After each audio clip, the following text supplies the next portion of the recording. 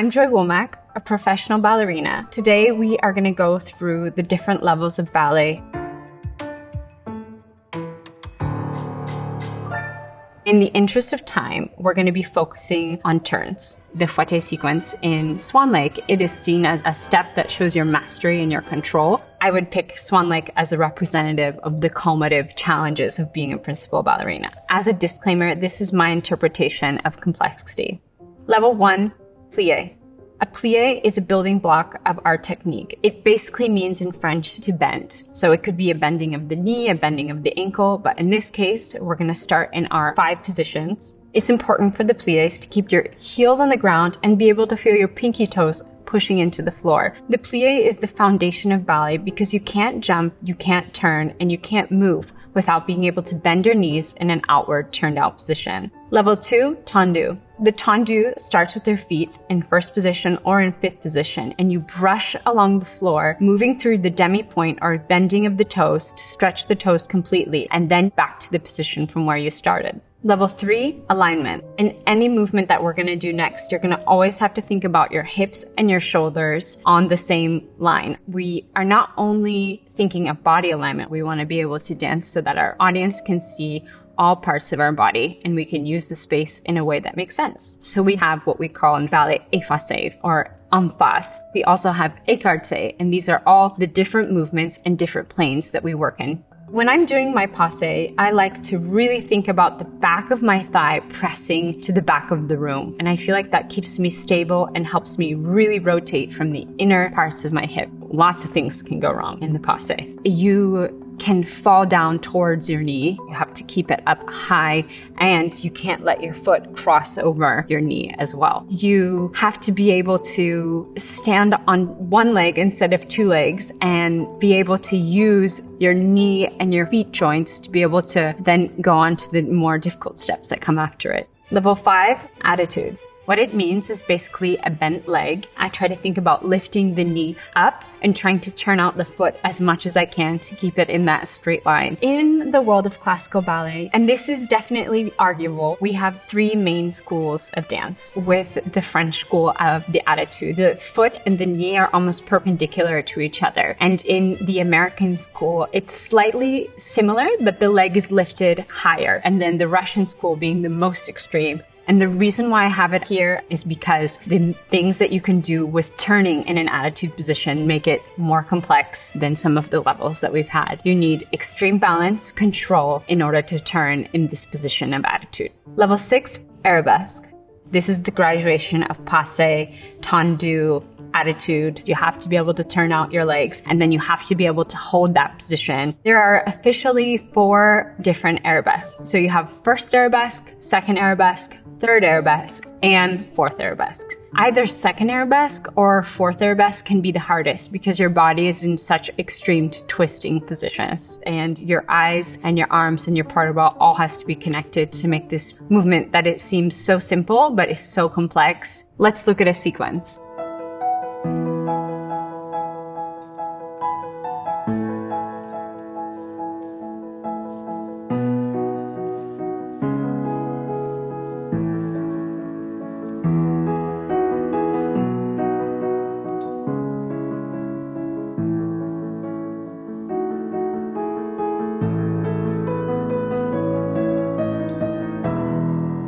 Level 7, développé. Start from your 5th position. You pull your foot up through the passe, and then you lift your heel forward, and then you're lifting your leg over 90 degrees. You have to be so stable on your standing hip and be able to bring your foot forward while not letting your hips fall forward, which we're going back to our alignment. And you can do this développé at various levels and speed. This is when you use your artistry to then be able to go into the center and tell a story. Level 8, grand battement. Grand battement here is a huge throwing of the leg, the 180 degrees or your maximum amount of strength. So flexibility is imperative here. Certainly 100% you need the splits. And then you also need a strong, stable supporting leg. You have to be able to move and use your body. And the grand battement helps you train for your jumps. So I placed it after the attitude and after the passe on purpose because it's a very dynamic movement. Level 9, en pointe. Point is a very special skill where you have to be able to hold all of your positions, to be able to dance, do your attitude, do your tendus on a platform that's this small. So it is something that you really have to love in order to commit to being on point. And it actually is destructive to your body to be on point shoes. So that is one of the reasons why I put it here. Level 10, spotting. This is the secret to balance and the secret to dynamic momentum. This is a technique where we use our eyes. We face forward, we pick one place, and we turn our eyes as much as we can, finding that spot, the same exact place that we were just before.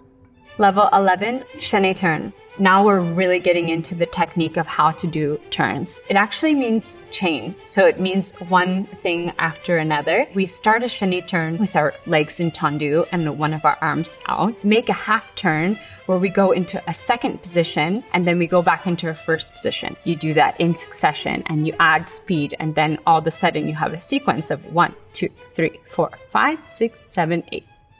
Level 12, pirouette.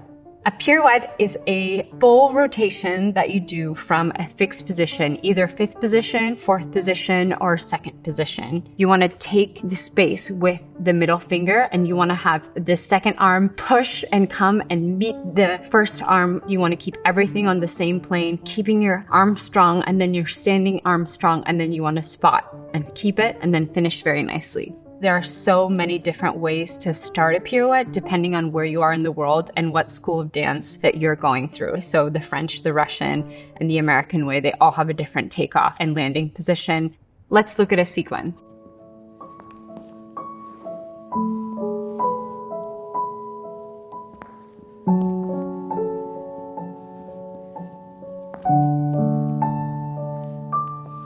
Level 13, expression. Expression entails being able to convince and portray to the audience the emotion that you have inside and make that something that is physical and understandable. The reason why I put it in this order is it can be actually really difficult to find the right expression for the right movement. For example, swan lake, the save movement with the arms, can be either sad or it can be sharp and contrasting and dynamic as well. Some people argue that you can't teach expression. I believe that you can. It's something that is passed down through a relationship between a teacher and a student. And it's an ability to build trust between your teacher and yourself to find something that's inside of you and then be able to replicate that and put that into your body and make it seem organic.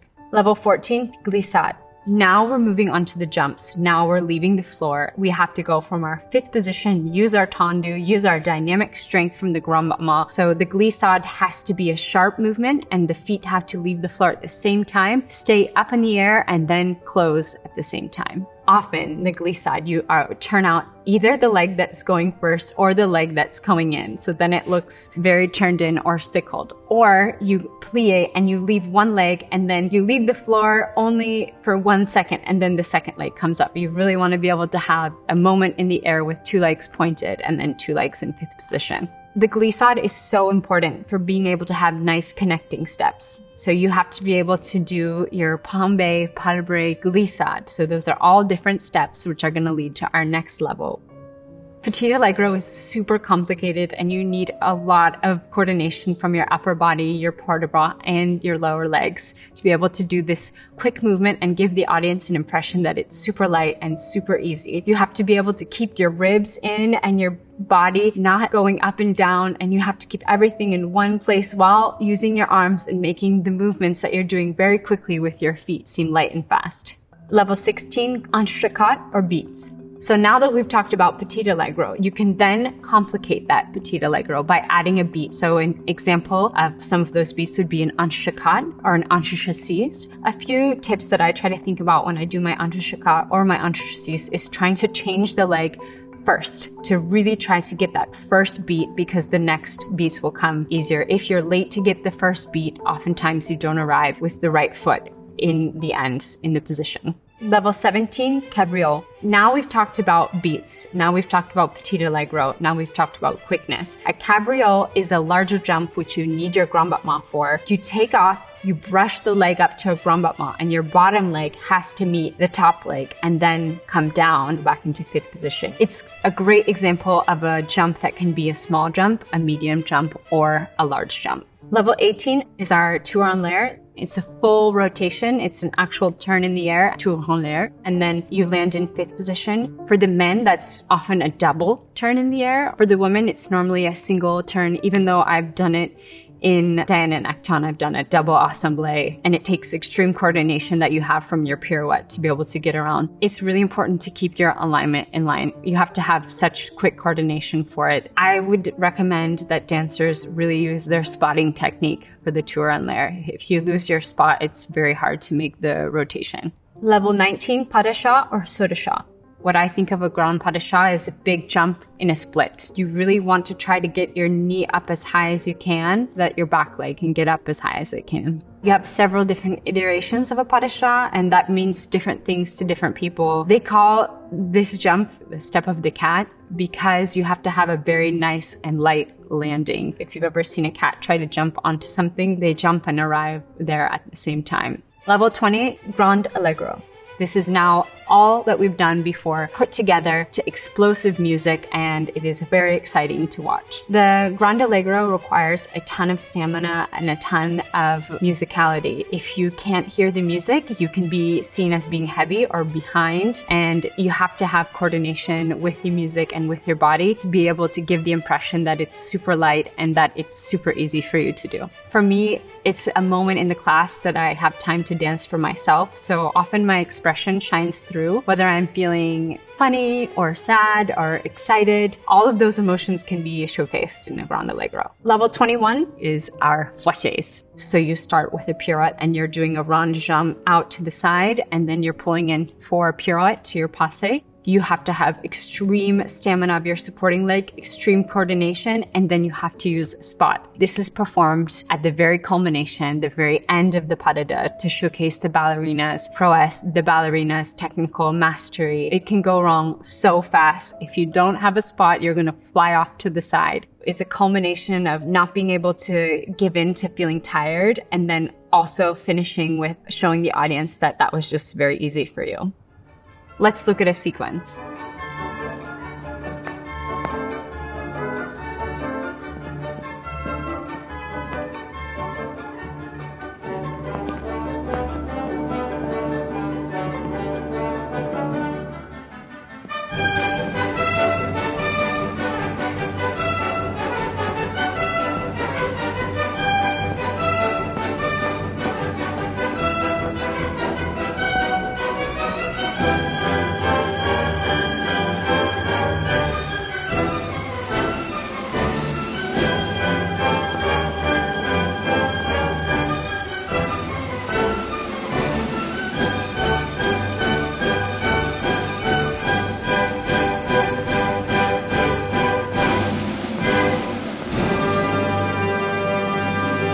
I know that ballet can seem like it's something otherworldly and unattainable, but dance and ballet is actually for every single person, and I would challenge the audience members who enjoy this video to go out and find an adult beginner class. It doesn't matter if you don't do things perfectly. We all are on a constant search for perfection, but perfection doesn't exist, so just be the best self you can be and enjoy dancing.